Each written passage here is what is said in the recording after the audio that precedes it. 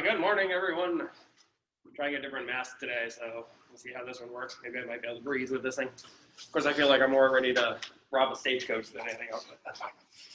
Finally good. So today we're going to start the next chapter, which will basically be the last chapter for the exam. So the exam's only going to cover what we're going to start today and what we did last time. So basically these two chapters. This chapter is a little long, but the way that this chapter is set up is that we're going to talk about waves in general. So just talk about general properties of them, and then we're going to specify to a particular type of wave, which is a wave that you hear me with right now, which is called a sound wave. Okay? So it's basically the setup that we're going to talk about. Now, waves are intimately related to harmonic oscillation. And let's see that. So here is my system I'm going to look at. So imagine that this is some sort of medium. So it could be a string, could be a water wave, could be something like that. And then we're going to go ahead and start this thing into some sort of oscillation. So here, this is my source, where my source then is going to periodically oscillate up and down. So this is what we call a periodic wave, which is a particular type of wave, which then generates a wave. So notice here, there's actually two different things going on. The first thing that's going on is we have simple harmonic oscillation of the medium, where the medium is simply moving up and down. So for example, if you watch this green bead here, this green bead simply oscillates up and down with harmonic oscillation. So there's a harmonic oscillation in time. But if I stop it, we can see is that there also is a sinusoidal or cosinusoidal wave in position as well. So what a wave is a wave is basically a harmonic oscillator in both space and time. Okay? But there's two different motions going on. There's the motion of the harmonic oscillation of the medium, where the medium only oscillates up and down. That's it. The wave does not carry any medium with it as it moves from one side to the other side. But on top of that, there's the motion of the wave, where the wave is this crest, which is moving, in this case, to the right at some sort of constant speed. So when we classify or we talk about a wave, what we mean is this motion of the wave moving or propagating throughout the medium itself. So the wave is moving through the medium, but notice the medium is only oscillating up and down, which means the wave is not carrying any of the medium with it, but the information about the wave is being carried through the medium by the oscillation of the wave moving up and down. All right? So this is what we call a wave. So a wave is technically two different harmonic oscillations, one harmonic oscillation in time of the medium simply oscillating up and down, but also a harmonic oscillation in position as this thing is changing over time. So this is what we call a wave. So a wave is classified as some disturbance, which is then carrying information by propagating both energy and momentum away from the source. So this is what we're going to call a wave. So a wave then is a disturbance whose energy and momentum are propagated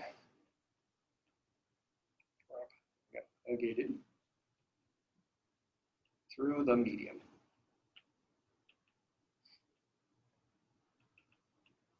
However, the wave does not carry any medium with it. So here the wave is only moving within the medium, but it's not actually carrying any energy in the wave, or not any energy, but none of the medium is actually moving with the wave itself. So no medium is carrying via the wave. So good, so this is what we call a wave. So again, a wave is a disturbance. This disturbance then is creating some sort of pulse. That pulse then is carrying both energy and momentum with it away from the source. Now, this isn't the only type of wave that we have. This is one particular type, which is what we call a periodic wave. But we can also have, for example, just a wave pulse. So in this case, I can create a wave pulse. That's also a different type of wave. We can manually do this, so I can actually shake it up and down a little bit, move it around. Each one of these are different types of waves. The one we're going to focus on the most is this periodic wave, the one that repeats itself over and over and over again. But again, any one of these is technically a wave. Okay? Let's go back to oscillation. So in this case, again, We have harmonic oscillation in time because the particles are simply oscillating up and down, but simultaneously, the wave itself is being carried by the medium and carries both energy and momentum. So, first question to you is, how do I know that a wave carries energy? So how do I know that a wave actually carries energy? So give me a physical situation where you know that a wave carries energy. What do you think?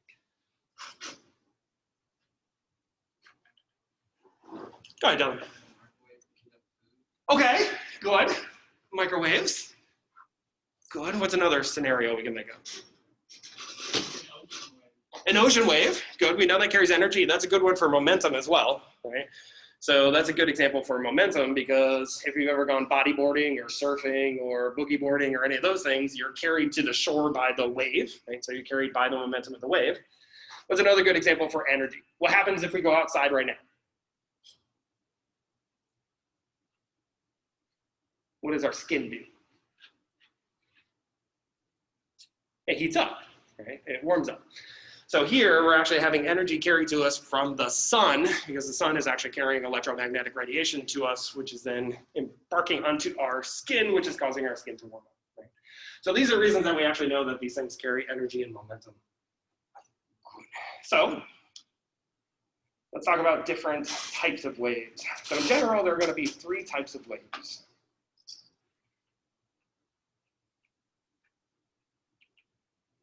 The first type of wave is what's known as a mechanical wave. The second type is what's known as an electromagnetic wave. And the third type is what's known as a matter wave. So which each one? So a mechanical wave is any type of wave which moves through some sort of medium. So this is something which requires a medium. This requires a medium. Examples of this are, of course, sound. Another example of this would be on a string. So this would be a wave on a string. Another example would be like an earthquake, and etc. What's an electromagnetic wave? Well, an electromagnetic wave is a wave which, first of all, does not require a medium.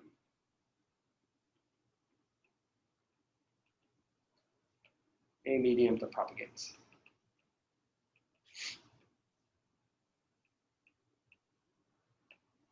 Second of all, an electromagnetic wave is actually both an electric and magnetic field which are oscillating perpendicular to each other. So this is an electric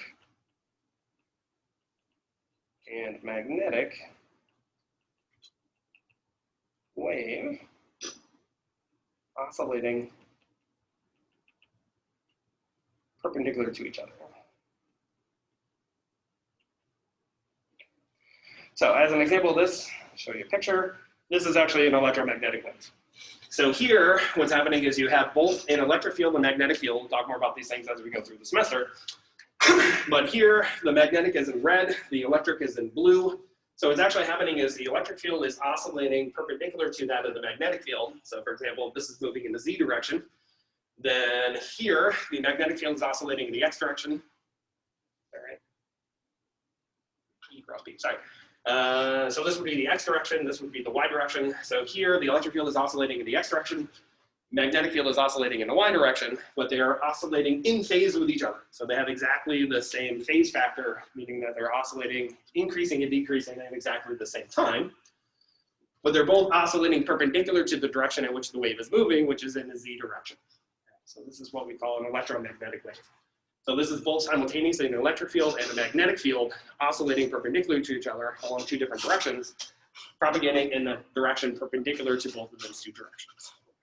Now, how do I know that an electromagnetic wave, or light, doesn't require a medium? How do I know that? Well, how do I know? Unlike a mechanical wave, which does need a medium, like sound.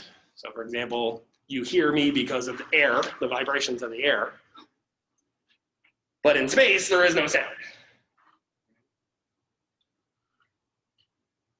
People die, they scream. Star Wars is absolutely wrong. You don't hear laser blasts and things in space, right? That thing doesn't happen. But how do I know that light doesn't require a medium? So how do I know this?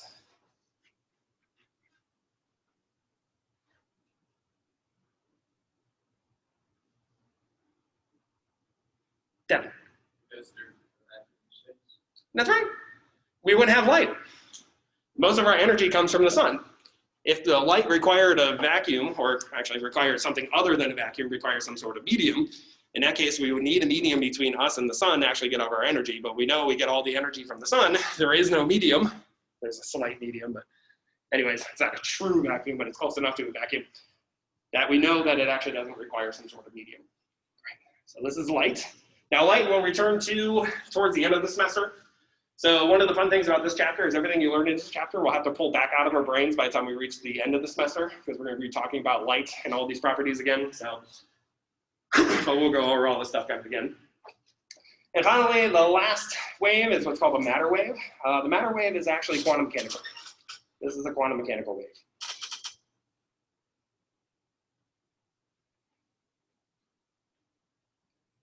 So it turns out for subatomic particles, every subatomic particle has a wave feature to it as well. This is what's called quantum mechanics. So basically anything has a wave property. Now it's not only subatomic particles, but actually you have a wave property to it. The Earth has a wave property to it. The chair that you're sitting in has a wave property to it. Everything actually has a wave property to it. But the point is it's quantum mechanical because it's so small that we don't actually notice this wave property to it at all. But if we do things on a subatomic level, we actually do notice this subatomic wave, this matter wave, or this quantum mechanical distribution. This is actually why we have chemistry. If we didn't have quantum mechanics, we wouldn't have any chemistry. Okay. So as far as this class is concerned, what we're going to be focusing on is the first one for this chapter. We'll come back to this later. So electromagnetic waves later, but again, everything we learn here will be apropos to that. And then finally, the third one, even though this is interesting, we're not going to talk about it at all. If you decide to take modern physics, so pretty much all of you engineering folk will have to take some sort of science elective. One of the science electives you could take is what we call modern physics. There you'll be talking a little bit about quantum mechanics, so kind of the birth of quantum mechanics. So basically all modern type physics. So if you're interested, you can find it then. So next thing is there are two types of classifications of waves. So there are classifications of waves. So most waves can be broken up into one of two classifications. The first one is what's known as a transverse wave. And the second one is what's known as a longitudinal wave.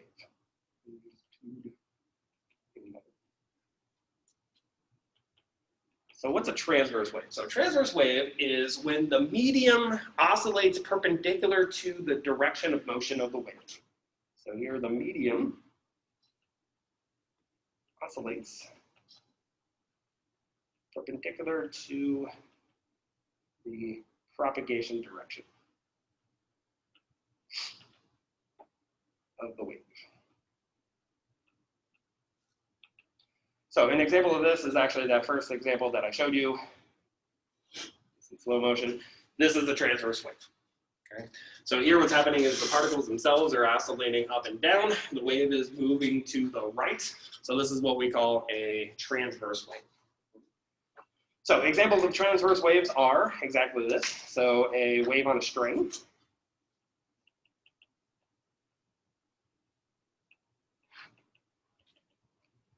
Another example would be an earthquake.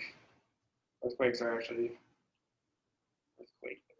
longitudinal waves. Electromagnetic radiation, so an E&M wave, is a transverse wave.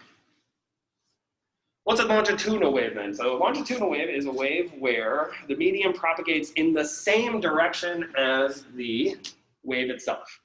So here the medium oscillates parallel to the propagation. Example of this is a sound wave. So what happens with a sound wave is when I clap my hands, I'm making an overpressurage of air just outside of my hands. That pressure doesn't want to be in high pressure, it wants to be in a low pressure, so it moves away.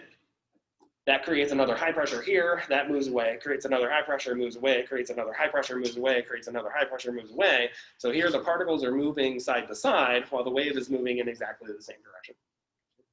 This is what we call a longitudinal wave. A longitudinal wave is where the particles are oscillating in the same direction at which the wave itself is moving. So this is what we call longitudinal wave. Now, mathematically speaking, there is no difference between a longitudinal wave and a transverse wave. Mathematically, these are described the same way. So mathematical description is the same.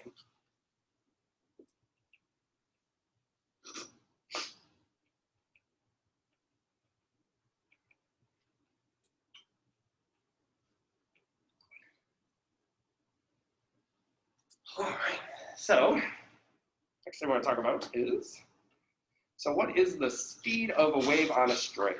So speed of wave on a string.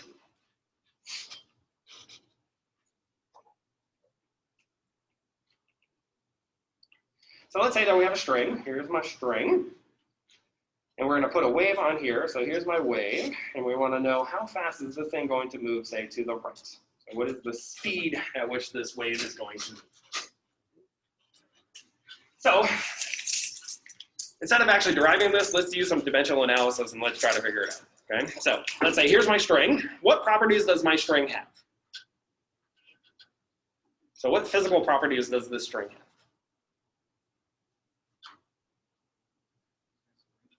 Has what? A length, good.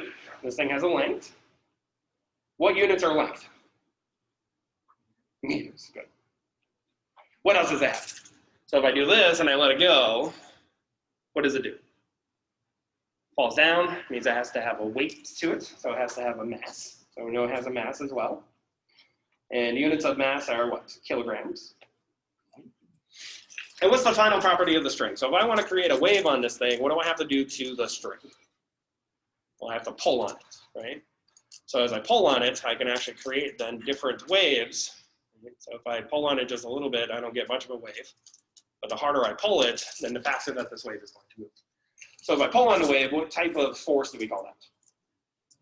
It's a tension, right? So this thing can also have a tension, and a tension has units of newtons. What's a newton by definition? So what are the fundamental units of newtons? Good, so it's a kilogram meter per second squared. Good. So what I want to do is I want to take these quantities, so these are the local properties of a string, and I want to combine them together to get a velocity. Okay? So what I want is to get a velocity, and what are the units of velocity? Meters per second, right? Good. So how can I combine these things together to get a meter per second? Well, one thing I can do is I know that what? A newton has a per second squared, which means if I take a square root of the tension, that's going to give me a per second. Okay with that? So if I take a square root of the tension, that's then going to give me what? A square root of a kilogram meter per second. Not quite what I want, but it's close enough. So at least we got our per second. Now, since this has nothing to do with kilograms, I have to get rid of that kilogram. So how would I get rid of that kilograms? You divide by the mass, right? So let's divide that by the mass. So now if I take the kilograms meter per second squared divided by kilogram, this is now a meter per second squared. And if I square root it, that's a square root of a meter per second. But I don't want a square root of a meter, I want a meter. So what can I do to this to make it a meter squared? Multiply by the length, right? So if I multiply by the length, then what this says then is that the velocity of the wave on a string is given by the tension times the length divided by the mass. This thing we're going to define then as the square root of the tension divided by mu, where mu is what's known as m over L, which is called the linear mass density.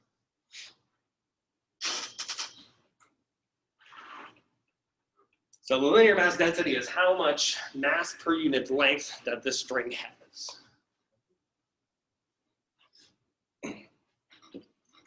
Now, let's make some observations of this. So observation number 1.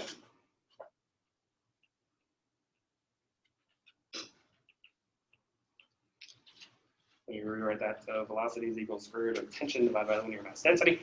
Observation number 1. Here, if the tension goes up, the velocity goes up. This is our first observation. And again, you can kind of see that with my string. So if I pull on a string, I don't put a lot of tension on it. I try to put a wave on here. Wave's going to move very slowly. But the harder I kind of pull on this, the faster that wave is going to move. Okay? Another way we can see that, let's bring up our beautiful simulation here. So let me pause you for now. Let me decrease the tension and put it on low tension. Take it off, slow-mo, and let's watch.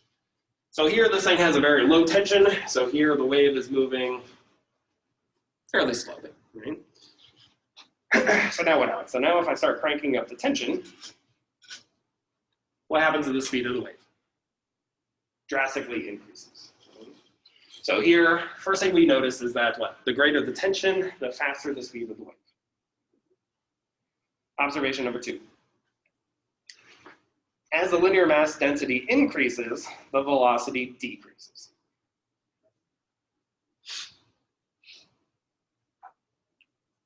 So what does that mean? So that means if I made my string heavier, given a certain amount of tension, the speed would go slower. It wouldn't move as fast. So quick question, why do these two things make sense? So why is it that if I increase the tension, the velocity should increase? Why does that make sense? Why would that make sense?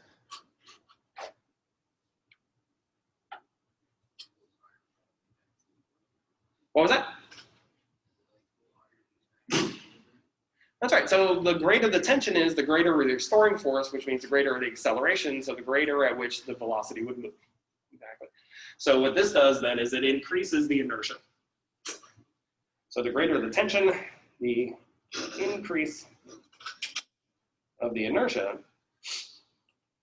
meaning that the acceleration is going to increase. So the acceleration, the restoring force, which is acting on these particles. So again, if I go back to my picture, we put it in slow motion again. What that means then is the greater the tension, the greater the acceleration, the maximum acceleration these things are going to feel as they're being pulled back to the equilibrium position. The faster they're going to move back over to here, then the faster at which this thing is going to move. What about our second observation? If the linear mass density goes up, i.e. the mass of the string goes up, the velocity goes down.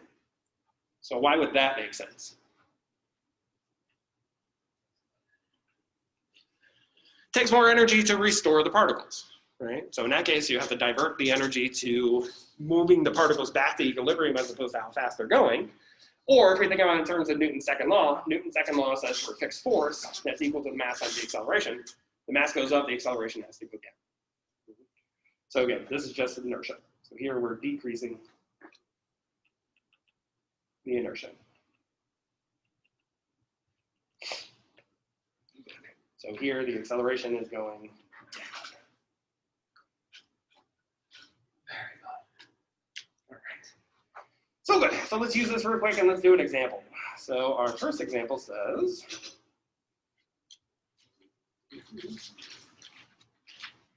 that we have two strings. Each one of these strings has exactly the same length. So they're both 15 meters long and they're stretched side by side. So here's string 1 and here's string 2. So they're both 15 meters long. So this distance across here is 15 meters. But the difference is string 1 here has a mass of 78 grams and it's under tension of 180 newtons, where the second string has a mass of 58 grams, which is lower than the 78 grams, but it also has a lower tension, where that tension is now only 160 grams. Or sorry, 160 newtons. So now what we're going to do is we're going to create a wave pulse on each one of these guys. They're both going to move to the right in this case, but they're going to move at different velocities since they have different properties.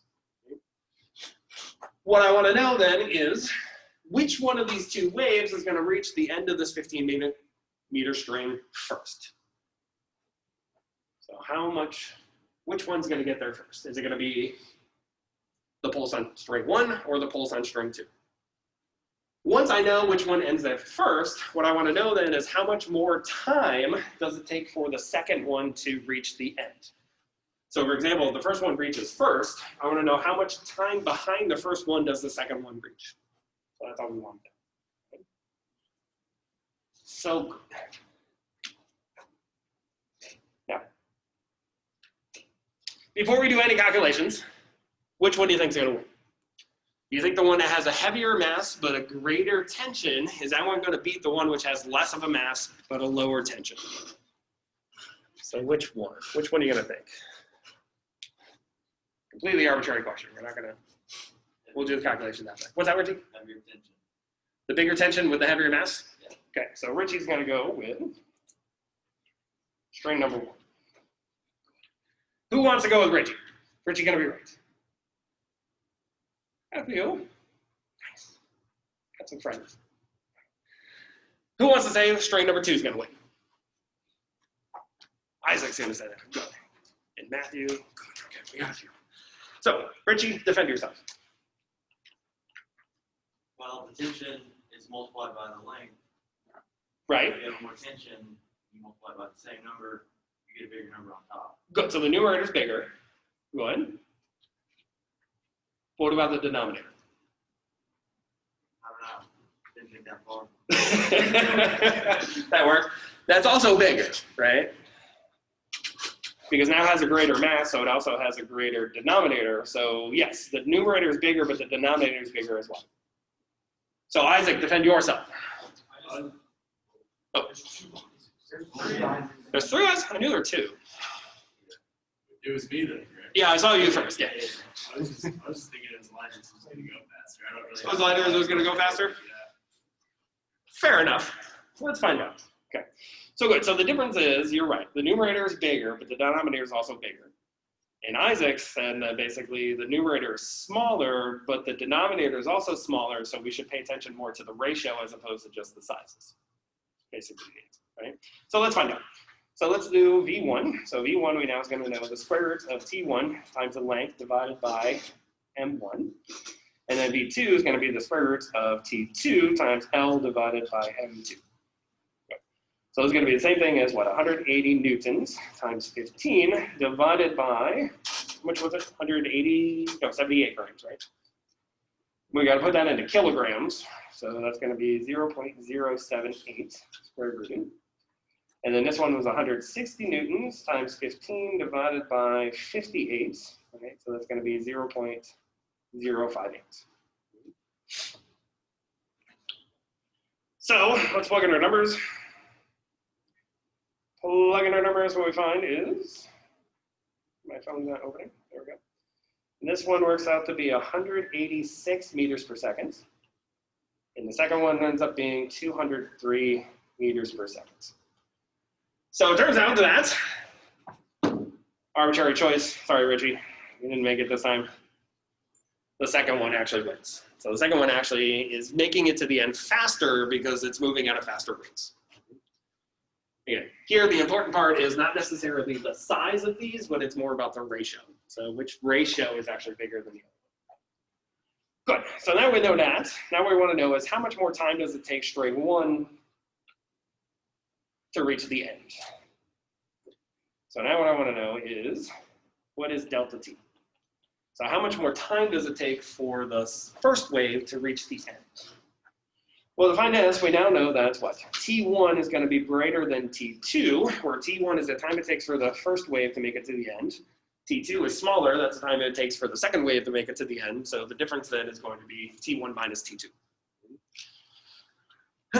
Now, for the wave is what? Moving at a constant speed. So that means that we can use our second kinematic equation, which says that x is equal to x initial, which we can call 0, times the velocity times the time.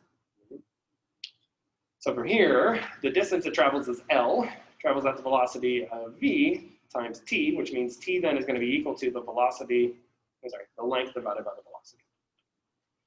So let's plug that in. So delta T then is going to be equal to the length times 1 over V1 minus 1 over V2. So it's going to be equal to length, which is 15 meters, times 1 over 180, was it 183 or 186? 6 minus 1 over 203, which means that this works out to be something like about 7 milliseconds. This is equal to 0.007 seconds. So that's 7 milliseconds. So, second wave comes down, reaches the end. First one is only 7 milliseconds behind it. Okay? So good. So this is the wave on a string. What we want to talk about is how do we mathematically describe the motion of this wave? Okay. So again, what we mentioned in the beginning is that this wave is actually going to be a combination between a harmonic oscillator, where you're talking about the up and down motion of simply the medium, plus the distribution that this thing looks like in position, which is also a harmonic oscillator. Okay. So what we should expect then is that the description, or the mathematical description of this periodic wave then will somehow include both time and position with both a cosine and a sine curve. So let's write down what the actual answer is. So let's talk about the mathematical description of a wave.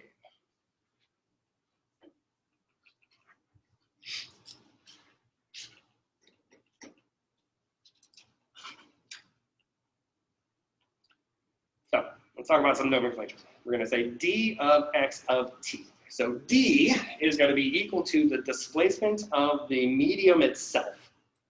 So what does d mean? So that means if I'm looking at this green particle here, d then is talking about the displacement of this guy away from equilibrium. Okay?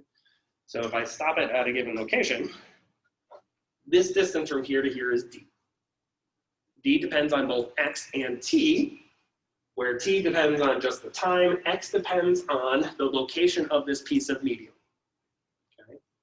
So what x is talking about here is not the up and down location of the harmonic oscillator, like it was last chapter. That's what d is now. What x means is its location away from the source. Okay? So if this is at the location of, say, 0 meters, this one might be at a half a meter. Okay? So x is talking about the physical location of that piece of medium along this horizontal direction. Good. So this thing is going to oscillate up and down, so for different times, it's going to be at a different d location. So that's what d is. So again, d here is the displacement away from equilibrium.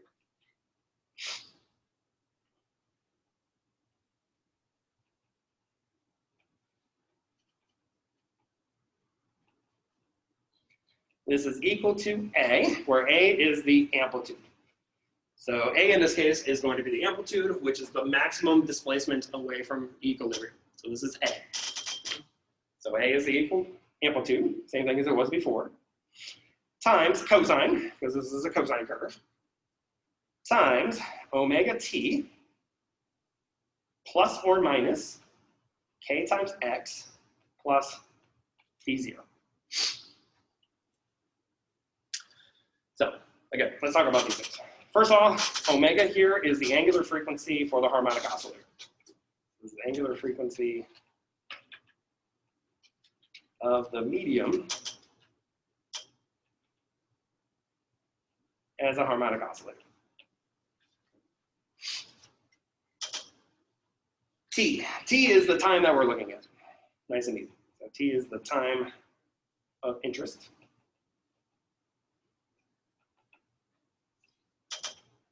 K. I'll skip that for now.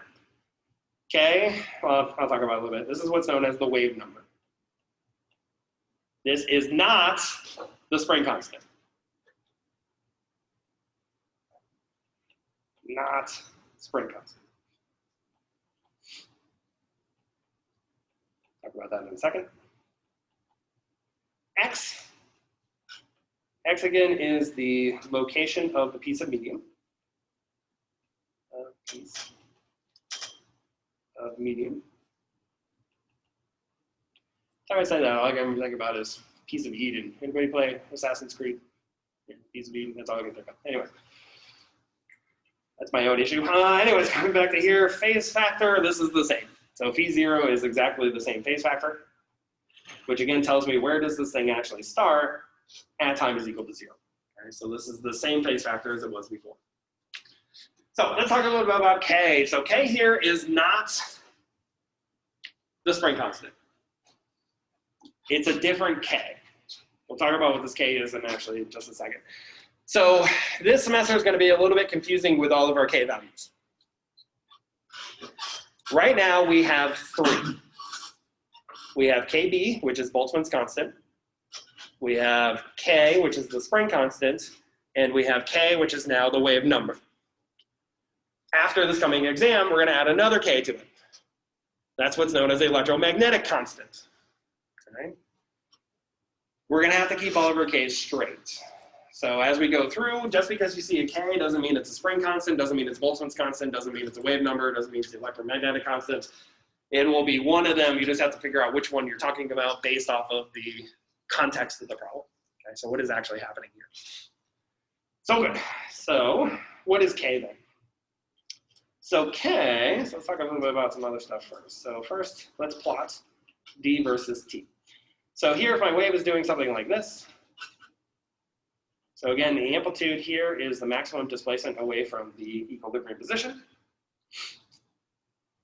And the period, again, is the time it takes to go from one consecutive position to another. So again, this is simply equal to the period. Now, everything about this satisfies exactly the harmonic oscillation, which means that the period is still related to the angular frequency by simply 2 pi. And that the frequency is related to the angular frequency also by 2 pi. These things are still the same. So again, if here's my displacement of my piece of medium. So here, what this means is I'm looking at one single piece of medium at some spatial location. So here, that would be, say, my green one here. I'm looking at how this thing is actually oscillating up and down. So I'm looking at a fixed position, and I'm looking at its harmonic oscillation up and down. If I plot this thing then versus position, let's do that. So again, this thing is going to do something similar. It's going to do something, let's start off here. So this is going to do something more like this. So here, we again have the amplitude. So the amplitude is still this distance here. But now we have a new quantity, which is the distance from this peak to this peak is now know what's called lambda, where lambda is equal to the wavelength.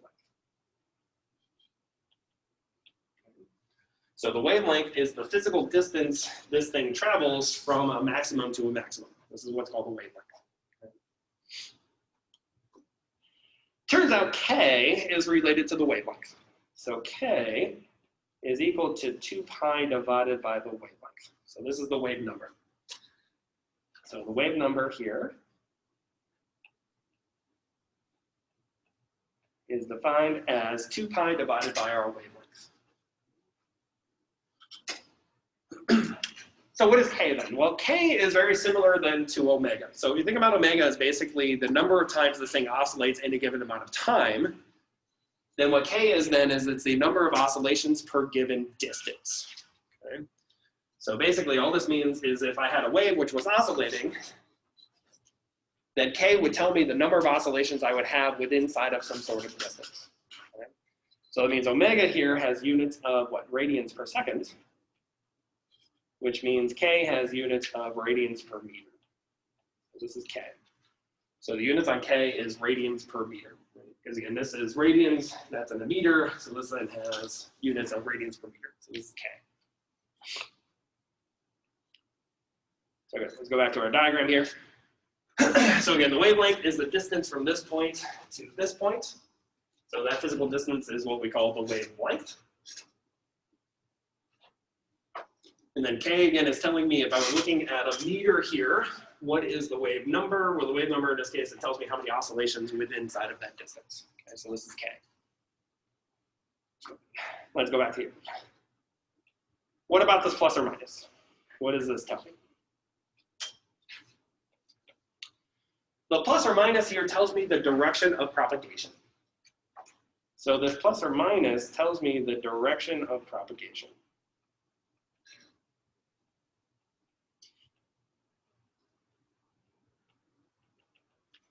That's what this plus minus tells me. So which one's which? Does plus tell me it's moving to the right, or does minus tell me it's moving to the right? Well, the way we can determine this is, again, go back to our picture here. So what's happening? What has to be true is as this wave is moving, if I follow this particular point here to the right as this thing is moving, that means the value of this cosine curve at any point as this thing is moving to the right must be a constant. Okay? So if I'm following with that thing to the right, what that means then is that the value of omega t plus or minus k times x plus the phase factor must be equal to a constant at all points. So if I'm following along with that wave crest, the value of that cosine must be constant at all points. So let's say what we want to do is move to the right.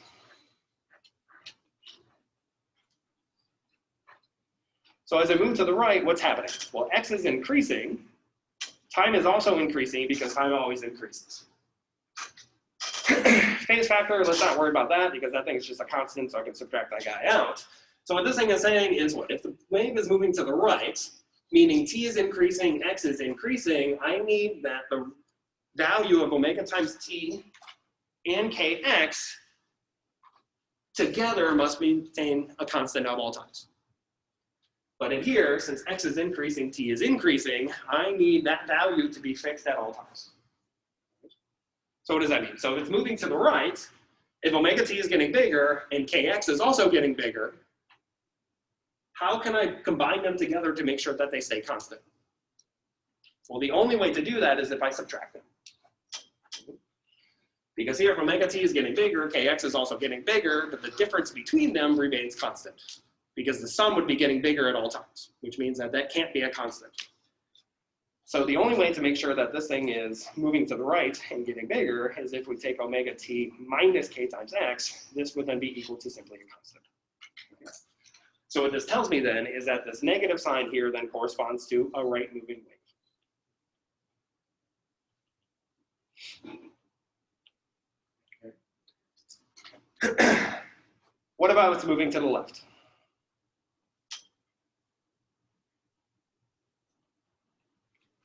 Well, if it's moving to the left, what's happening now is that x is decreasing, t is increasing because that's the only direction t can actually go. So in this case, what I now need is that omega t with kx, again, equal to a constant.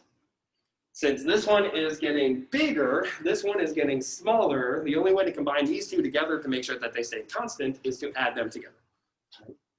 So in this case, this has to be a plus. So here, the plus sign means that it's moving to the left. This is what we call a left moving wave.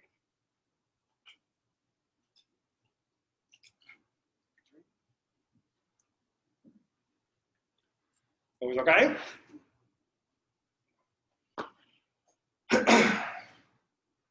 Now, what's the last thing? So now what we want to know is, what is the speed of the wave?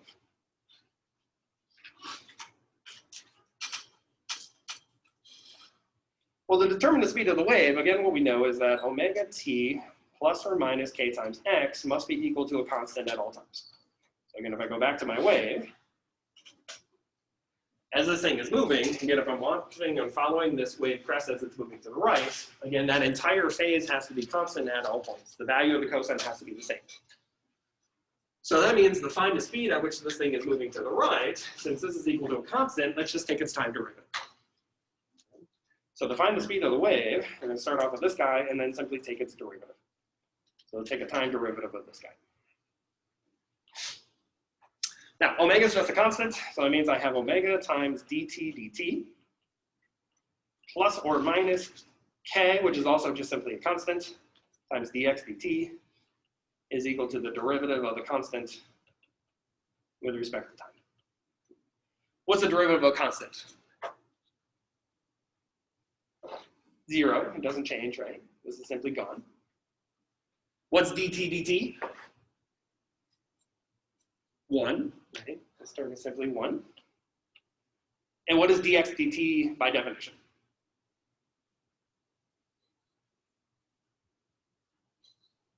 Velocity. Right? So this is the same thing then as omega plus or minus k times the velocity is equal to 0. So this tells me then that the velocity of the wave is then simply given by the angular frequency divided by the wave number.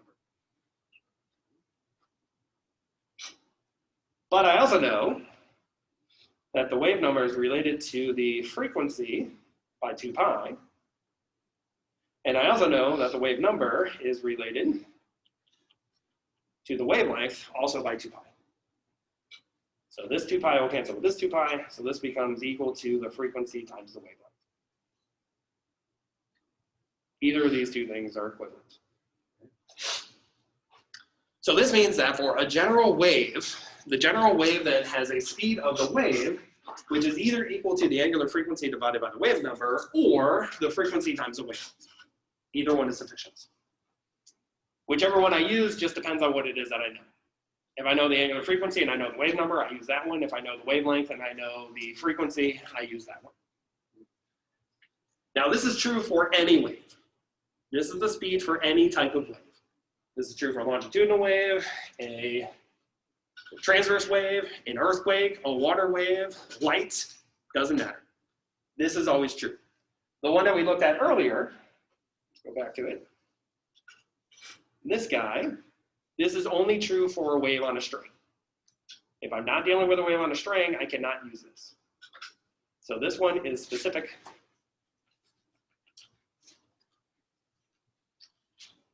This one is general. This is the most general one we can have.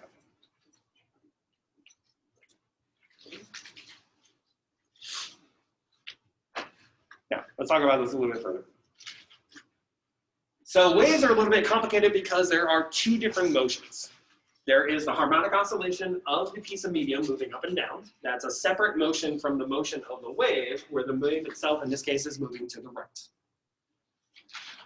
This speed that we wrote down only talks about the motion of the wave itself moving to the right. This is the speed of that. That speed, though, can be completely different than the speed of the medium at which it's oscillating up and down. Okay? The motion of the particles moving up and down have an acceleration, they have a velocity, they have a maximum velocity, a maximum acceleration, but the wave itself has one velocity and that's it. No acceleration. The wave is not accelerating, the wave is not speeding up, it is not slowing down, but the medium itself is constantly speeding up, slowing down with different accelerations. So waves are a little bit more complicated because now we have two independent motions. There's the motion of the medium itself, and then there's the motion of the wave. So the hardest thing to kind of get used to when it comes to waves is distinguishing which one is which. Am I talking about the motion of the particles moving up and down, or am I talking about the wave itself? Okay with this? So waves, again, are two distinct motions. Wave is two distinct motions. Number one is the harmonic oscillation of the medium. So what this means is everything we just learned about harmonic oscillation applies here. Everything. Motion number two is the motion of the wave itself.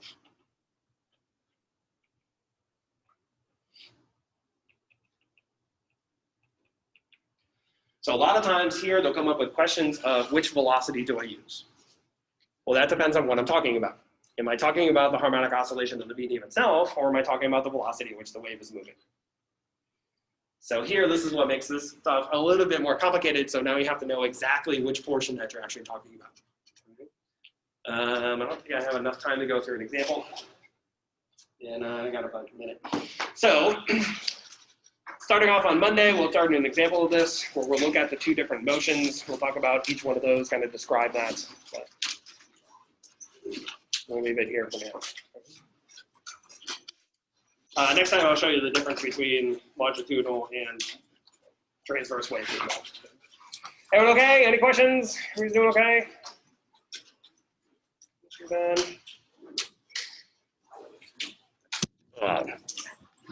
Doing okay over there? Yeah.